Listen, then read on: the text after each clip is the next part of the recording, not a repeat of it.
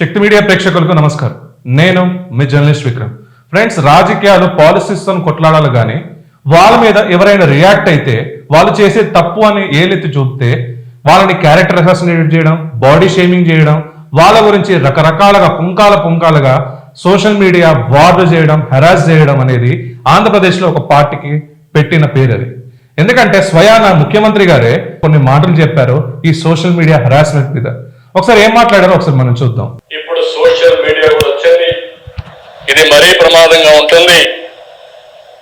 వ్యక్తుల యొక్క క్యారెక్టర్ ని అసాసినేషన్ చేసే విధంగా, ఆడబిడ్డల యొక్క అన్ని విధాల అవమానం చేసే విధంగా కూడా సోషల్ మీడియా వచ్చే పరిస్థితి వస్తుంది. గౌరవంగా బతకాలంటే గౌరవంగా బతికే వాళ్ళని కూడా ఇబ్బంది పెట్టే విధంగా వస్తుంది. ఇది కూడా మనం గుర్తుపెట్టుకొని ఓసారి వాళ్ళు తిట్టే విషయాలు చూస్తూ ఉంటే సోషల్ మీడియాలో నాకే 2 నిమిషాలు మనసు అతలాకుతలం అయిపోతుంది, ఏంట్రా అని. అలాంటివి వస్తాయి.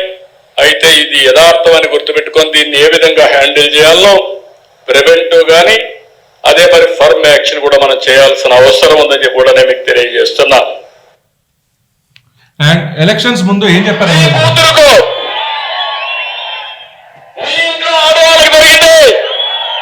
మీరు సహిస్తారని అడుగుతున్నా.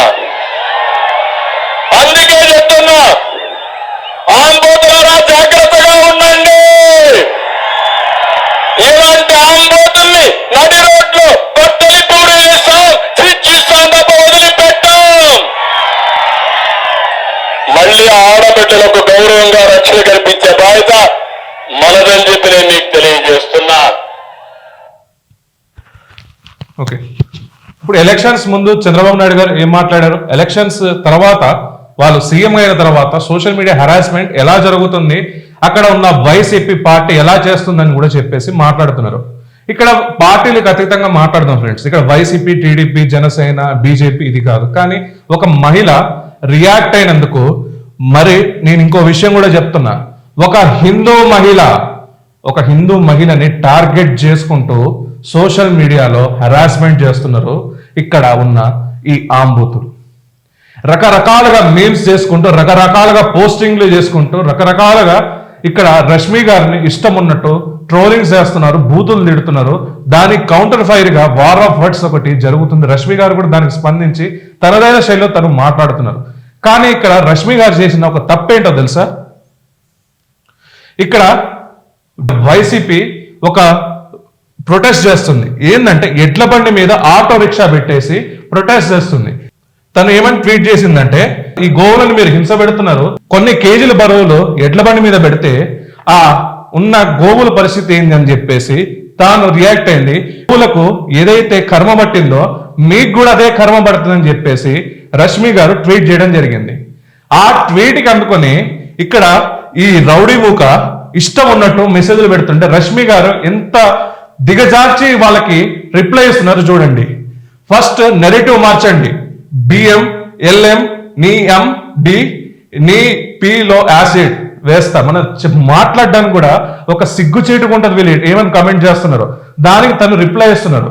ఇక్కడ నేను ఒకటే చెప్తున్నా మిత్రులారా, ఇక్కడ రష్మి గారు వచ్చేసరికి ఒక బ్రాహ్మణ కుటుంబంలో పుట్టిన ఒక లేడీ. ఆ బ్రాహ్మణ కుటుంబంలో పుట్టిన లేడీని వీళ్ళు ఏమని హెరాస్ చేస్తున్నారంటే, ఇక్కడ నువ్వు నాటుకోడి తినలేదా, ఇప్పుడు కోడి వండుకుంటూ తినలేదా అనుకుంటా మాట్లాడుతున్నారు. ఇక్కడ ఆమె చెప్పింది క్లారిటీగా, నేను ఒక సద్బ్రాహ్మణులు పుట్టిన ఆడదాన్ని, నేను ఇప్పటి వరకు నేను నాన్ వెజ్ తినలేదని క్లారిటీగా చెప్పారు. అండ్ ఇక్కడ మీరు చూస్తుంటే దాని తర్వాత కూడా నేను ఒక హిందూ మహిళని నా గోవుల గురించి నేను మాట్లాడితే దాంట్లో తప్పేముందని చెప్పి రష్మి గౌతమ్ గారు మాట్లాడడం జరిగింది వాళ్ళ ఎక్స్ వేదికగా. కానీ దాన్ని సోషల్ మీడియా అబ్యూజింగ్ గా చాలా మంది చాలా రకాలుగా ఈ వైసీపీ బ్యాచ్ ఏదైతే ఉందో మొత్తం ఒక వార్ అనేది చేస్తుందో తన మీద. తను యాంకరింగ్ చేసిన ఒక షో ఏదైతే జబర్దస్త్ ఉందో దానికి జడ్జ్ గా నిర్వహించిన నాగబాబు గారు ఎవరు ఉన్నారో ఆ నాగబాబు గారు తినతో ట్వీట్ వేయించారని చెప్పేసి మాట్లాడుతున్నారు. రష్మి గౌతమ్ గారు ఇప్పటి నుంచి కాదు, ఈ యానిమల్ సేఫ్టీ గురించి ఏదైతే యానిమల్ సేఫ్టీ గురించి అండ్ యానిమల్స్ కి జరుగుతున్న హెరాస్మెంట్స్ గురించి తను మాట్లాడుతున్నారు. దాన్ని పక్కన పెట్టేసి ఇక్కడ నాగబాబు గారు చెప్తేనే ప్రతి దానికి రాజకీయం పులమటమేనా? ఈ జబర్దస్త్ షోలో దాని వృత్తిరీత్యా అక్కడ యాంకరింగ్ చేసింది. ఒక కేవలం జబర్దస్త్ షోకి తను యాంకరింగ్ చేసిందా? వేరే షోలకు ఎక్కడ చేయలేదా? చెప్పండి దానికి. మీరు సొంత చెల్లినే అబ్యూజింగ్ గా రకరకాలుగా ఇలా సైకో విధంగా మీరు కమెంట్స్ చేశారు ఆ రోజుల్లో ఎలక్షన్స్ లోనే. ఇప్పుడు ఒక సినితార, ఒక యాంకర్, ఒక హిందూ మహిళని మిమ్మల్ని క్వశ్చన్ చేయంగానే మీకు ఏదైతే ఆ కర్మ ఇప్పుడు మీరు ఆ గోవులకు ఇస్తున్నారో మీకు ఆ కర్మ వెయ్యింతలు మీకు అది పాపం చుట్టుకుంటుందని వాళ్ళు చెప్తే ఇక్కడ తన మీద ఈ రకంగా అసలు వీళ్ళు నిజంగా ఎంత అబ్యూజింగ్ గా మాట్లాడుతున్నారో. ఇప్పుడు చంద్రబాబు గారు ఒకటి నేను రిక్వెస్ట్ చేస్తున్నా, అప్పుడు గతంలో ఉన్నప్పుడు వైసీపీ గవర్నమెంట్ జగన్మోహన్ రెడ్డి ఉన్నప్పుడు ఇలాంటి హెరాస్మెంట్స్ చూసాం. ఇప్పుడు మీరు అధికారంలో ఉన్నారు, ఈ సోషల్ మీడియా హెరాస్మెంట్ మీకు కనబడట్లేదా? ఈ రష్మి గౌతమ్ మన హిందూ బిడ్డ మీద జరుగుతున్న ఈ హెరాస్మెంట్ అనేది మీకు కనబడట్లేదా? చెప్పండి. దీనికి మీరు అన్నట్టు శిక్షించాలి. సోషల్ మీడియా అబ్యూజింగ్ జరిగితే మీరు ఎక్కడున్నా కూడా అతాపాతాలను కూడా నేను తీసుకొచ్చి వాళ్ళని జైల్లో పెడతా అన్నారు కదా. ఇక్కడ వైఎస్ భారతిని మాట్లాడుతున్నప్పుడు ఒక కిరణ్ అనే ఒక సామాన్యుణ్ణి మీరు జైల్లో పెట్టారే, మరి ఇప్పుడు వైఎస్ఆర్సీపీ మూక మొత్తం ఇప్పుడు రష్మి గారిని ఇంత హరాస్మెంట్ చేస్తుంటే ఇక్కడ పోలీస్ వ్యవస్థ నిజంగా పనిచేస్తుందా? హోంమంత్రి అనిత గారు ఏం చేస్తున్నారు? ఇంత మీకు ఎక్స్ వేదికగా ఇవన్నీ కమెంట్స్ మీకు కనబడట్లేదా? నిజంగా మీరు చెప్పిన మాటలు మీరు తప్పరని నేను ఆశిస్తున్నాను. ఎందుకంటే మీకు నేను ఒక one of the fan Chandrababu Naidu గారు. ఇక్కడ ప్రొటెస్ట్ అనేది ఒక ఫెయిల్యూర్ ప్రొటెస్ట్. అది ఆ డీజిల్ గురించి పోట్లాడు ఆల్రెడీ ఇప్పుడు యథావిధిగా అన్ని డీజిల్స్ వచ్చేస్తున్నాయి. కానీ వారు చేసిన ప్రొటెస్ట్ లో అక్కడ గోవల్ని ఇబ్బంది పెడుతున్నారు, అక్కడ ఎనిమల్ సేఫ్టీ, ఎనిమల్ హెరాస్మెంట్ కి గురవుతుందని చెప్పేసి రష్మి గౌతమ్ గారు ఒక ట్వీట్ చేయగానే వీళ్ళు దాన్ని తగుదనమ్మా అనుకుంటూ హెరాస్మెంట్ మెంటల్లీ ఒక 3-4 రోజుల నుంచి చేస్తున్నారు ఇలా.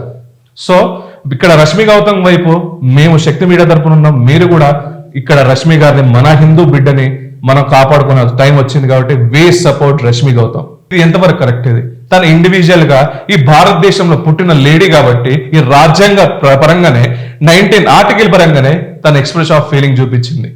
అది తన రైట్. అది కానీ మీరు 19(2)ని మీకు కూడా ఫ్రీడమ్ ఉంటుంది, ఫ్రీడమ్ ఆఫ్ స్పీచ్ మీకు కూడా ఉంటుంది. కానీ ఇక్కడ 19(2)ని మీరు ఆర్టికల్ ని ఉల్లంఘిస్తున్నారు ఇక్కడ వైసీపీ బ్యాచ్. సో మీరు 19(2) ఆర్టికల్ మీరు అది లైన్ దాటుతున్నారు కాబట్టి మీరు కంపల్సరీగా శిక్ష అర్హులు. కాబట్టి చంద్రబాబు నాయుడు గారు వీళ్ళని ఇలాంటి హెరాస్మెంట్ చేస్తే మీరంటున్న ఆంబోతులు ఎవరైతే ఉన్నారో ఆ ఆంబోతులని తక్షణమే శిక్షించాలని కోరుకుంటున్నా. జై హింద్, జై భారత్.